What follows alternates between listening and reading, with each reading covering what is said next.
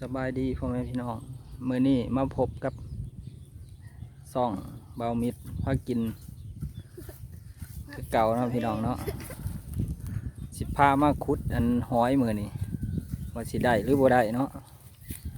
ให้เบิ่งไปส้มกันเลยเนาะพี่น้องเนาะนี่มีเสียมไงเสียมขุดเบิ่งไปส้มกันเลยเนาะพี่น้องเนาะไป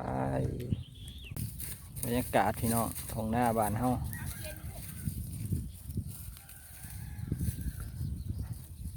บรรยากาศย่ำแรงเนาะตอนนี้ก็ประมาณ4 โมงแรงแหละแดดก็สีอ่อนๆพู้คุดอยู่พุ่นเลยพี่น้องพู้หาเราคุดแถวนี้แหละขัวหอยโอแมนคุดขัว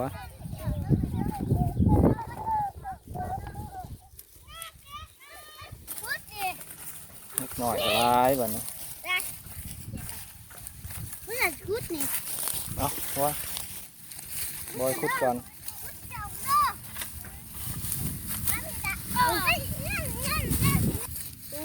พ่อเลยพี่น้องพ่ออะไรมันนี่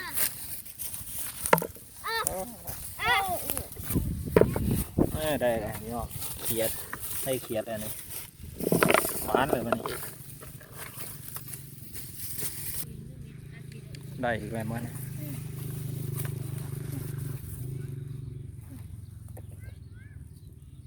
เอาครูมาลูก ครูมาอ้อยเอาครูมาให้ประกัน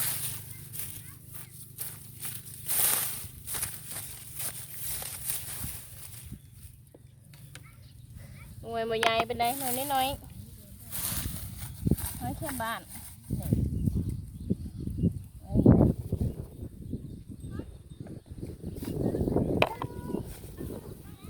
ว้าพี่น้อง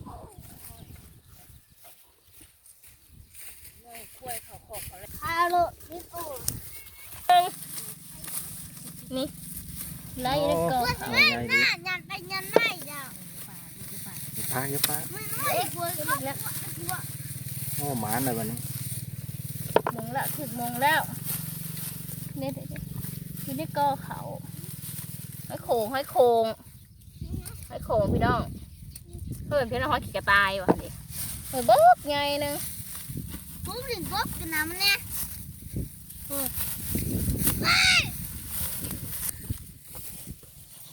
เมื่อลูกร้านลายเห็นอีกแล้วหอยน่ะเนี่ยบ๊อบเยอะนี่มาอีกแล้วเน่าเด้ปลาไก่เห็นอีกแล้วนี่ข้าวเทียมเนี่ยกูมาให้ลูกคูดวัดป่ะแม่น้ำมันได้ช่วยมาคือได้อันเลี้ยงวะตัวเขานี่เป็นไงพวกเป็นไงเน่าบ่เน่าเลยมันอยู่เลิกค่ะดิอยู่เลิก2-3 หน่วยหอยนี่บ่เอาแต่หอยเรื่อยนะหอยจุ่มเด็กถูกจุ่มมันนี่นะหอยจุ่มหอยนี่บ่เอา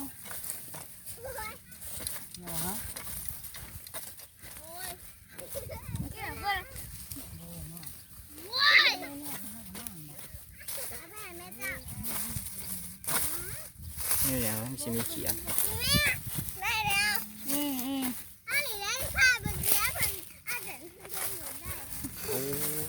ปลาหน่วยใหญ่เลย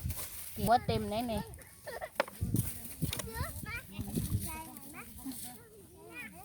หอยนี่บ่เอาหอยจุบเอาอยู่ได้แต่หอยจุบ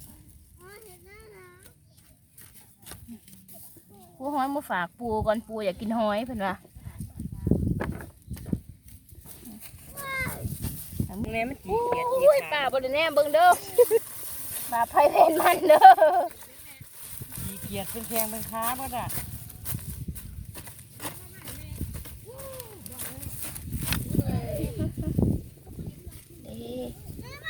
คนอยู่น้ำเด้อแม่พาหัวคนเด้อเอาแม่นั่งเอาหน่องเด้อนั่ง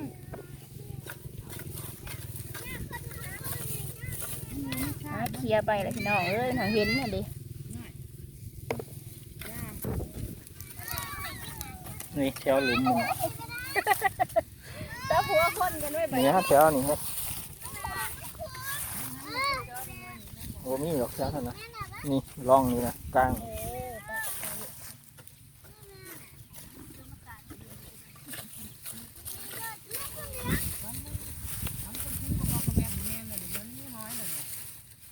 จิกจักโอ้ออยเห็ดแล้วเห็ดดิบโอ้ นี่อะไรนะเฮ้ยเฮ้ยคุณเอ๋ย กินนี่คือนี่ดิ ไอ้ยุ่น ตำเลย เอาค่ะ หอยที่ดับหย่อน เอ้ยขนาดมันเป็นอะไรก็ตาย เสียมเจ้าเด้โอ้ท้ายเนาะเอา เนี่ยลูกคุ้มทำแม่ใส่คู่ใส่คู่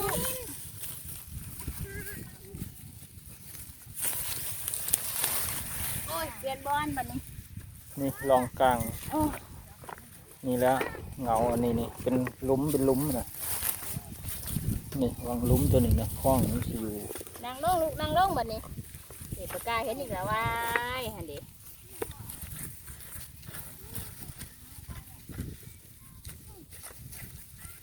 ร้านก็บ่ได้นั่งไก่จะขี่ร้านก็ได้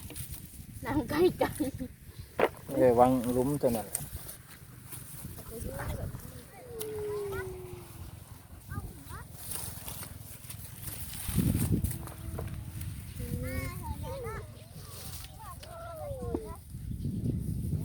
โอ้ออยเอาขี้ดินใส่น้ำอีกฉันบ่ได้หลาย ร้ายบ่ลูก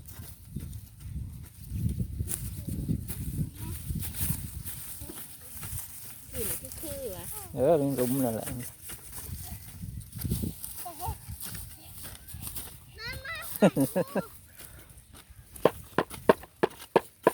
อ้าวคือคนกูมาแล้วนะว่าให้นะว่าเป็นนะโอ้ยดูดาวพวกแม่ด้วย เบิ้งนี่ยังไง กบ นี่ทำมา เอาคุดกบลูก ในปลาไงปลา โอ้ย ไปเพื่อนหาลูก แม่หนูแม่ บ่จกลูกบ่จกเฮ้ย เนี่ย น้อยนี่โอ้เกินสาร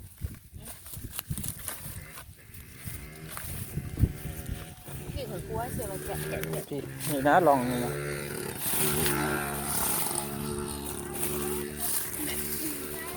มันเป็นห้องน้ำไปนี่ไเออม่เอา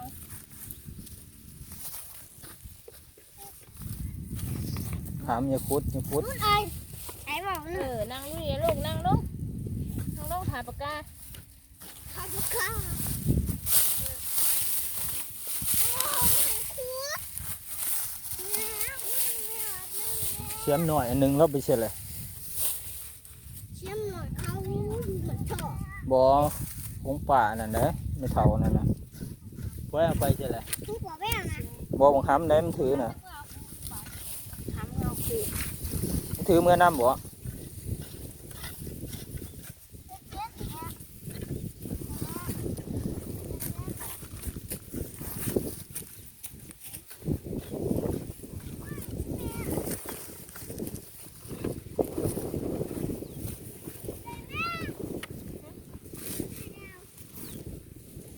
ตัวร้านสิมีอยู่ลุมนี่มี อ้าว บัว เด้ลูก บอกนี่ก็มีก่อน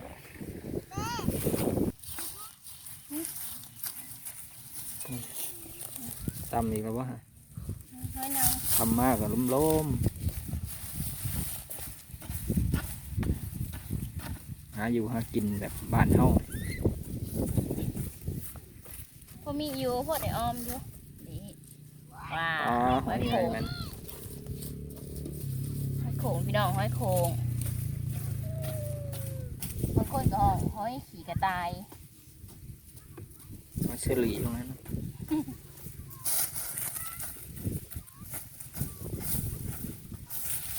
อ้อยเอาครูมาใส่อ้อย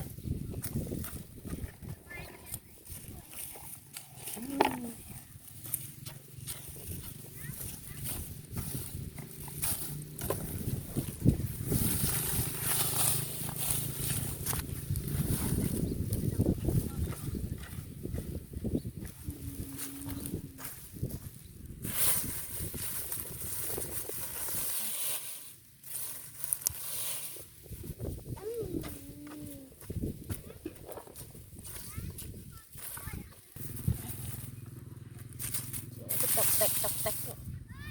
ไม่น่าเลย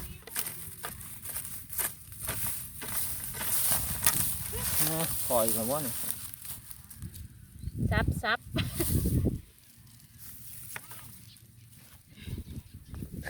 โต๊ะขันนาเมื่อกี้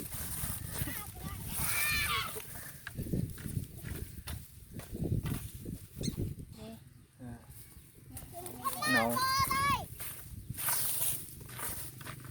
ค่อยหน่อย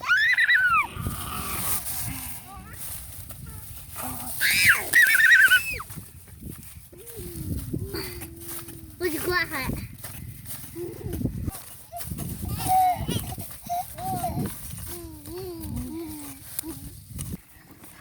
นี่ร้านเป็นคนร้านกระปู ๆขุดไปเจอได้ 2 หน่วยว่ะ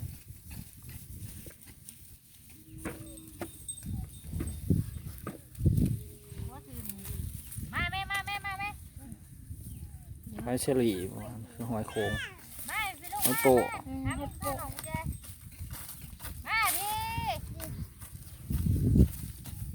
มากี่มา อืม หอยจูบน้อย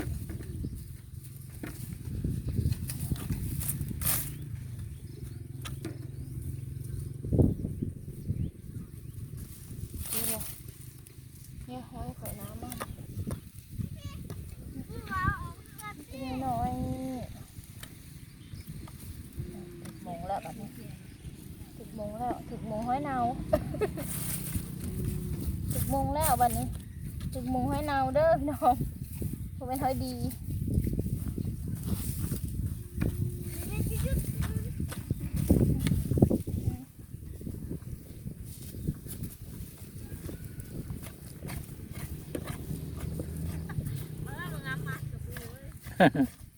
มีแต่กระปูอย่างไง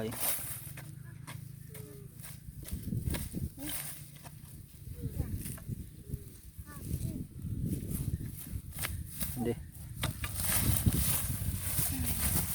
ปวดเลย เชียเลยโอ้ยหน่อยหอยบัวใหญ่เท่าน้อยๆคือแถวหวยแถวหองเอาให้หน้าให้หอยน้อย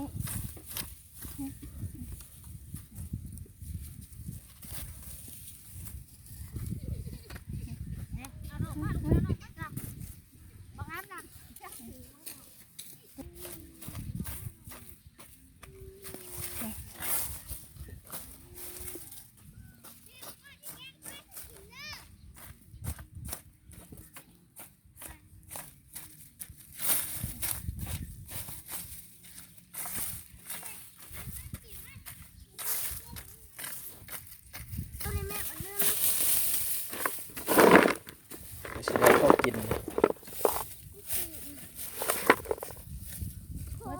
โอ้ยหอยหนาวสักเอ้ยหอยเน่า อันนี้ มีแต่หอยเน่า พี่พูดนะ มีแต่หอยเน่าพี่น้องเอ้ย พี่จะห้อยเนาพี่น้องเอ้ย ลองให้เรา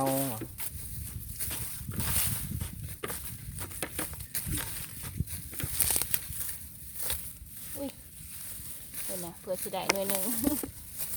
เอาขึ้นช่วย เนา ว่าจะพูดอะไร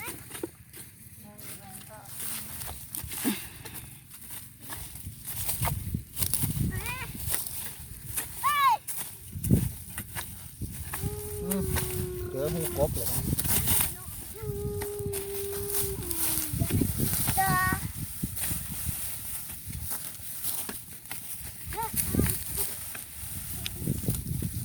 แม่เอ้ยมันขึ้นโถห้าวเด้อแม่เอ้ยมันขึ้นมันโถห้าว กบหรือกระปู กบหรือกระปูบ่มี กระหัวโอ้เลิกแต่หา เลิกบ่คุด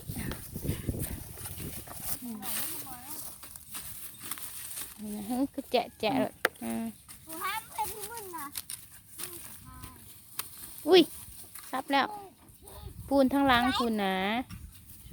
แถวมือจะหันไหล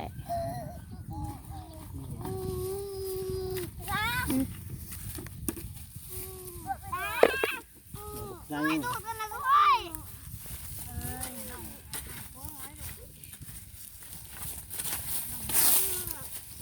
มาขึ้นมาขึ้นมาเอาขึ้นยืด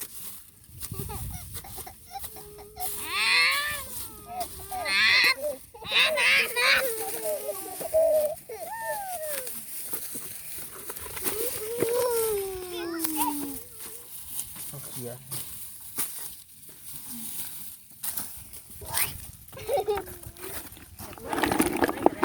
พูดร้ายอ่ะ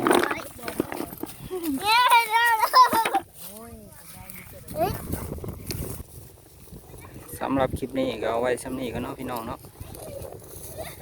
ฝากกดติดตามกดไลค์กดแชร์ให้เด้อพี่น้องเด้อไปแล้ว